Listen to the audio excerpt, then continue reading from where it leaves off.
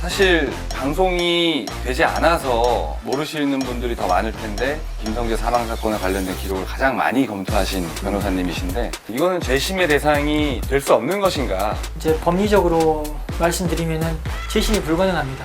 근데 부활절 5번째 벌써 5번째 시간입니다. 그동안 4개의 영상이 올라갔는데 그 조회수가 반토막이 나고 있습니다. 조회수 때문에 이것을 하는 건 아니지 않습니까? 그것만 바라보고 하는 건 아니지만 네. 또 많은 구독자분들이 보셔야 되는 거니까 소통을 하기 위해서 분석을 좀 해봐야 될 것 같아요. 우리가 분석하면은 객관적이기가 좀 어렵지 않습니까? 네. 변호사님 들어오시죠. 정한철 박진영 변호사입니다. 진짜 의자까지 이렇게. 예, 제가. 네. 그리고 또 이거 저기 있다. 이거 협찬 아니니까 돌려주세요. 협찬. 예, 오해하십니다. 박 변호사님. 예, 반갑습니다. 아니 그 목동에 어쩐 일로? 목동에 점심 약속을 했고요. 점심 먹기 전에 전화가 왔었죠. 계속 보자고 유튜브 찍어야 된다고. 저희가 4번, 3번에 걸쳐서 그 알자를 하면서 이렇게 하나의 축이 있습니다. 두 사람의 어떤 동병상련에 관한 것인데 그 마음을 잘 아시는 분이기도 합니다. 훑어보세요. 아직은 빠지지 않는 것 같아요. 빠지지 않은 게 아니고 심었어. 최근에 유퀴즈에 예. 나오셨죠? 예, 유퀴즈 나갔습니다. 유퀴즈 언더블럭의 시청률을 딱 분석해 보면은 제가 나갔던 시점 이후로 굉장히 화제가 돼요. 그렇다고 지금 알리고 계신 거 아닙니까? 제가 나올 때 순간 최고 시청률 찍었어요. 흥분을 좀 가라앉히시고. 그렇게. 이렇게 시청률 표도 보시나요? 예, 봅니다. 그래프도. 변호사님 바쁘시지 않아요? 그런 건 다 검색하고 삽니다. 다 검색하고 살고. 그리고 보셔야 될 또 기록이 많으시다고. 그리고 또 중요한 건 2030 시청률이 중요해요. 2049. 2049. 체감 시청률도 있어요. 여기저기 다니면서 느끼는 시청률. 달라진 게 있나요? 예, 확실히 달라요. 마스크 쓰고 있는데도 알아본 사람도 많고 유퀴즈 봤다는 얘기를 진짜 많이 하세요, 주변에서. 그래서 저희가 섭외했을 때 좀 반응이 유재석과 조세호 사이에 있어야 되는 사람이 도준우와 배정훈 사이다. 근데 모든 방송이라는 건 또 본인이 나가서 또 키워야 되는 거 아닙니까? 제가 나가서 키울 수 있는 방송이라 생각하고 나온 거죠. 저희를 이 방송을 키우기 위해서 만약에 그것이 알고 싶다 촬영이랑 유퀴즈 후속편 촬영이 잡혔어요. 예. 같은 날 같은 시간이에요. 예. 어떻게 하실 거예요? 유퀴즈 가요. 저희도 궁금합니다. 사실 저희가 소통을 하려고 했는데 소통할 사람이 줄어들고 있다. 이거 되게 큰 위기인데 그 위기에 봉착해 있는 우리에게 어떤 동아줄이 되어 주실 것이냐. 이거는 또 그것은 제가 얘기하자면 그 알은 사건을 얘기합니다. 사건의 비하인드 스토리나 그 사건의 의미를 얘기할 수 있는 사건 속 사람들을 가장 많이 접한 사람이 바로 저 아닙니까? 당장 어제 저는 화성 8차 사건 변호하면서 그 경찰들 3명 증인신문 하다 왔어요. 뭐 따끈따끈한 얘기들 제가 할 수 있죠. 제가 한번 체크를 해봤어요. 네. 변호사님이 그 알잘에 어떤 동아줄이 될 것이냐 네. 데이터로 확인하고 싶어서 저희가 그알 외전이라는 코너를 했잖아요. 예전에 권일용 교수님이랑 그 3편을 했을 때 조회수가 한 평균 200만 정도 그 기세를 몰아서 박준현 변호사님이랑 또 외전을 진행했는데 20만에 조회수가 30만 이상인데? 그게 첫 편이 그랬었고 나머지 16만, 18만. 잠깐만요. 권일용 교수님 할 때는 권일용 교수님과 사건 당사자들이 나왔지 않습니까? 메인 화면에. 썸네일에. 뭐든지 메인 화면이 중요한데 메인 화면에 조지호 PD나 배정 PD가 나오면 안 나오죠. 오늘 썸네일을 어떻게 하면 또 괜찮을까요, 그럼? 일단 두 사람 없앴으면 좋겠고요. 저 위주로 해가 가운데 저를 뽑아주시고 양옆에 이제 제가 진행한 사건이. 그 알잘의 최근의 위기는 우리 두 사람이 나온 썸네일의 문제가 가장 크다. 예, 그렇게 봅니다. 그 뭐 화성 8차 사건 요새 주력하시는 거죠? 예, 맞습니다. 말씀 좀 해주시죠. 화성 8차 사건은 지금 재심 진행 중에 있고요. 어제 이춘재를 증인으로 채택했다라는 또 의미 있는 뉴스 나갔죠. 지금 진행은 당시 수사했던 경찰들 증인신문하고 있습니다.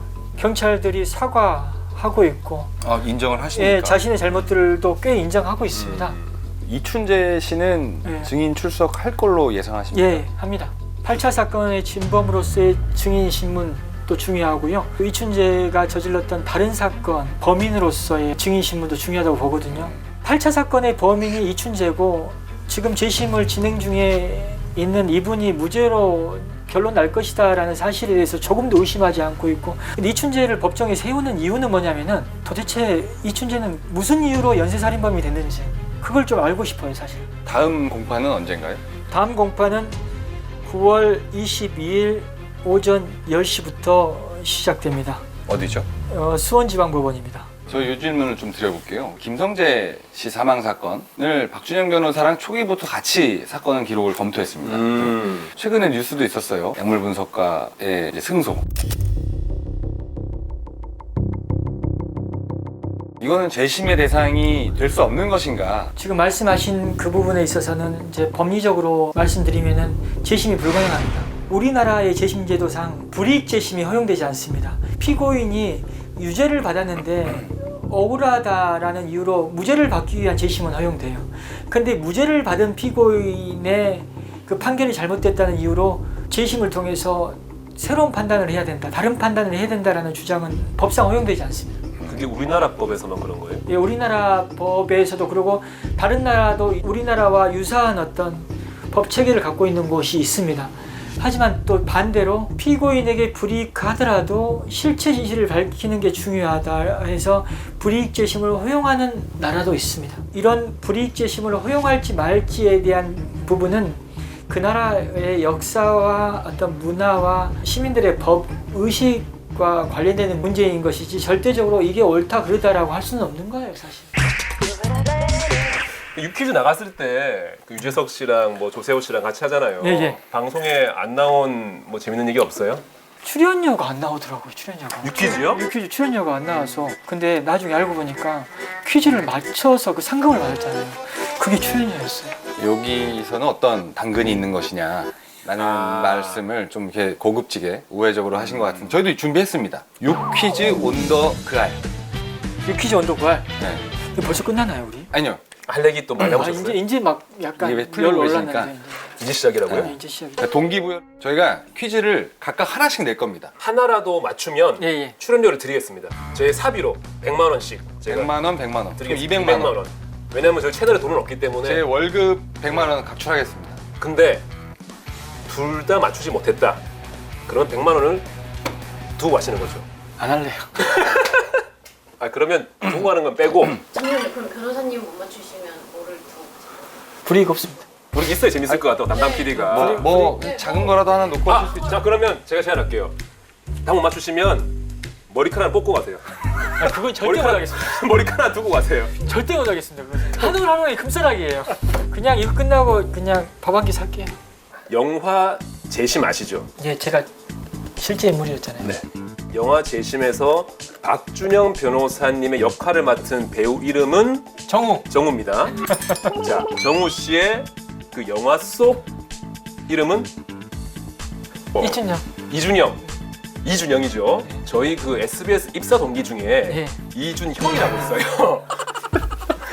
이준형 씨의 소속 부서는 어딜까요? 자, 하나. 잠깐. 재심과 관련된 질문을 하기로 했잖아요. 그럼요. 도대체 어떤 관련이 있는지 모르겠어요. 아, 힌트. 이 공간과 한 게 있습니다. 이 공간. 이 스튜디오. 편성. 땡! 그것이 알고 싶다가 1회를 92년도 3월달에 시작합니다. 예. 1회부터 이번 주에 방송하는 1231회까지 예. 한 회도 빼지 않고 제작에 참여하신 분이 한 분 계세요. 스텝 중에. 그분의 조남의 문병호 감독님이세요. 예. 예. 이 문병호 감독님의 역할은 이건 좀 약간 힌트. 요겁니다. 힌트. 촬영. 땡! 이게 왜 촬영이에요? 촬영. 음향입니다. 이렇게 음향을 이렇게 하시는데 믹싱 하시는. 아, 진짜 아까운데. 아쉽네요. 아쉽습니다. 네, 이거 맞출 뻔 했는데. 너무 쉽게 생각했어요. 못 맞추셨으니까 머리카락 가실 때 하나 뽑고 가세요. 아니에요. 그건 얘기 안 했잖아요. 정색을 하세요. 빗질할 때도 얼마나 조심스러운데. 저희가 보통 마지막에 늘 하는 그 코너가 있습니다. 현재 그것이 알고 싶다에서 취재를 하고 있는 변호사님께서 제보를 받아주시면 좋을 것 같습니다. 요즘 그 1. 현재 제보받고 있는 내용에 대한 설명. 개명을 안 읽으셔도 돼요. 오늘 이제 설명을 드리려고 하고 여기 큐! 지난 2006년 제주시 연동 소재 기숙사 강도 사건의 범인이자 지난 2014년 일어난 강주 일가족 살해 사건의 범인인 김모 씨 80년생에 대한 제보를 기다립니다. 지금 약간 느낌이 경찰청 사람들 느낌이었어요. 제보는 그렇게 받는 거 아닙니까? 아 좋습니다. 네. 새롭고. 지난 2006년 2월 제주 노형동 소재 원룸 화재 현장에서 사망한 채 발견된 37세 여성 이모 씨의 지인들의 연락을 기다립니다. 이화여자대학교 정보디자인학과 94학번분들 혹은 해당 학과를 2000년도에 졸업한 분들의 연락을 기다립니다.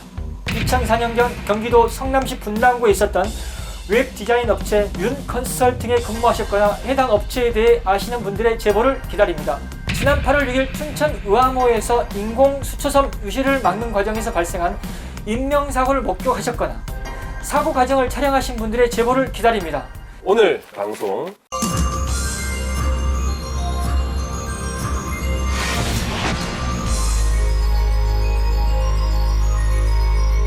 이런 물 마음만 먹으면은 초등학생들도 많이 살 수 있어요.